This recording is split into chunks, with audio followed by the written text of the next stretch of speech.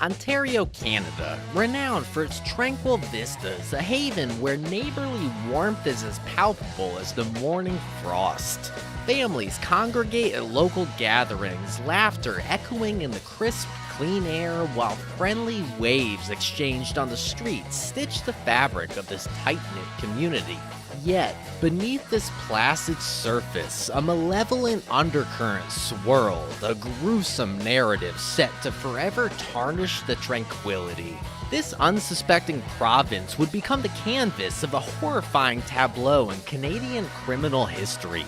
A chapter so gruesome and macabre it would fracture the nation's innocence, sending tremors of shock and revulsion reverberating from coast to coast.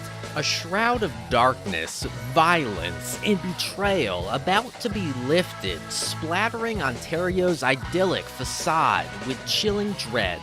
At the epicenter of this terrifying maelstrom was a name that would soon be seared into the collective consciousness of a nation, forever echoing in the corridors of infamy: Wayne Celestine.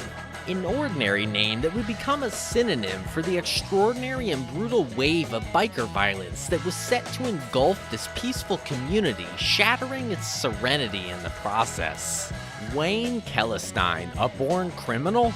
Born in 1949, Wayne Celestine was a man who danced on the edges of danger, a man who seemed to thrive amidst chaos and discord.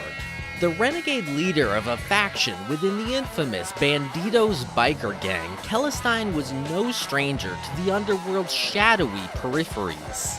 In fact, he didn't just flirt with danger, he embraced it, cradled it in his arms like a lover. He was, after all, a hardened criminal by the time he reached adulthood. But the question that lurks in the back of our minds, clawing at the edges of understanding, is this: what metamorphosis occurred within this man to set him on such a heinous path?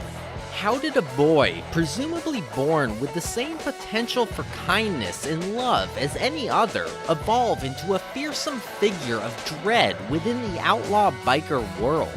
How did Celestine's journey unfurl, leading him to a life steeped in crime, violence, and utter lawlessness? It's a tale as chilling as it is fascinating, a sinister dive into the darkest reaches of the human psyche. The rise of a biker boss.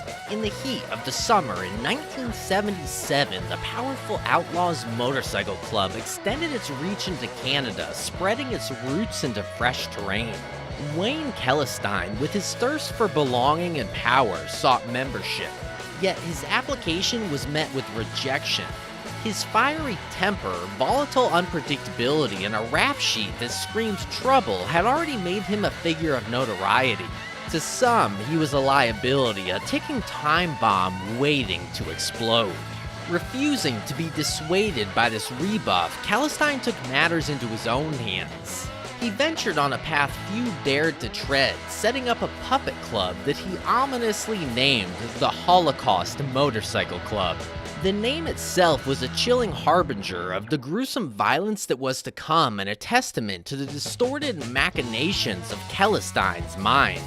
It was a bold, defiant move, a display of resilience or perhaps stubbornness, and a chilling foreboding of the terror he was capable of unleashing. Brushes with the law and the path to infamy. Wayne's run-ins with the law only escalated over the years. An incident in 1991 where Wayne was accused of shooting an outlaw member further solidified his criminal reputation. Despite this, his indomitable spirit refused to be extinguished. A few years later, Wayne was arrested as part of a police crackdown known as Project Bandito. They found him drunk, surrounded by guns, cocaine, cash, and Nazi memorabilia. But his story was far from over. A world transformed, the fight for power. Wayne emerged from prison into a world that had changed dramatically. The Hells Angels had risen in power, sparking a fierce war for dominance. Tired of Wayne's temper and unpredictability, the Outlaws banned him. Wayne's turned to the Loners MC and later the formidable Banditos, making strategic moves to shift the balance of power once more. Betrayal, ambition, and a heated battle. The year 2000 marked a significant turning point in Wayne's life.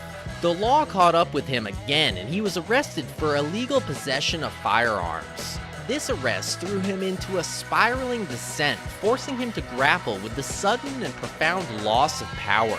His influence waned, his once commanding presence replaced by the cold steel bars of a prison. While Wayne was embroiled in his legal struggles, his former protege, Giovanni Massadia, had risen through the ranks to ascend to the presidency of the Bandidos. Giovanni's rise was a blow to Wayne's pride and ego. His pupil had surpassed him, and the student had become the master. What ensued was an internal power struggle, a confrontation between the old guard and the new generation. The tension between Wayne and Giovanni was not just a personal feud, but also represented a broader struggle within the outlaw biker world. This clash was a battle for dominance, a test of power and control that sent ripples throughout the community, foreshadowing the bloody conflict that would soon follow. The plan and the brutal execution.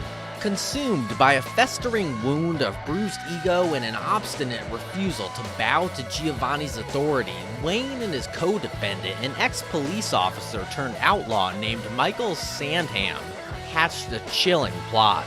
Together, they manipulated the dynamics of trust and camaraderie, luring the unsuspecting members of Giovanni's faction to Celestine's isolated farm.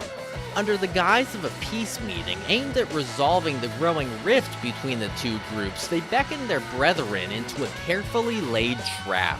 The farm, usually a sanctuary away from the prying eyes of the law, was transformed into a chilling stage for their malevolent plan.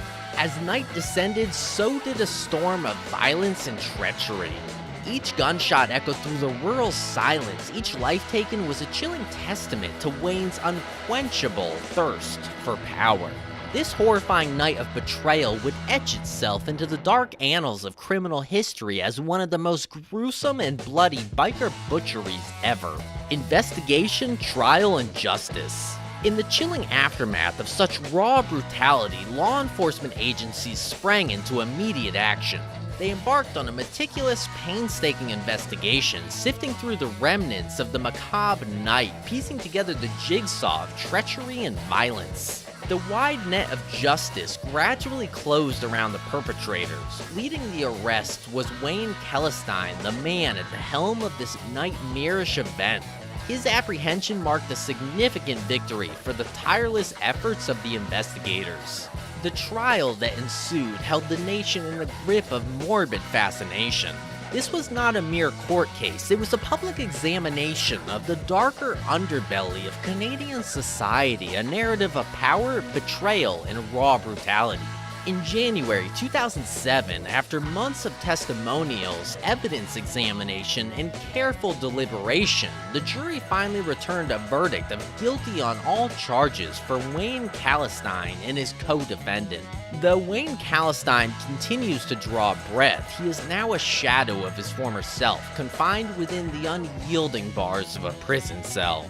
There, he will spend the rest of his days haunted by the specter of his actions, serving a life sentence for the horrors he set into motion. The spine-chilling saga of the No Surrender crew.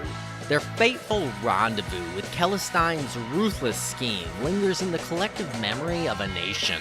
It stands as a harrowing testament to the inky depths of human malevolence, a grim reminder of the capacity for violence lurking beneath the facade of civility.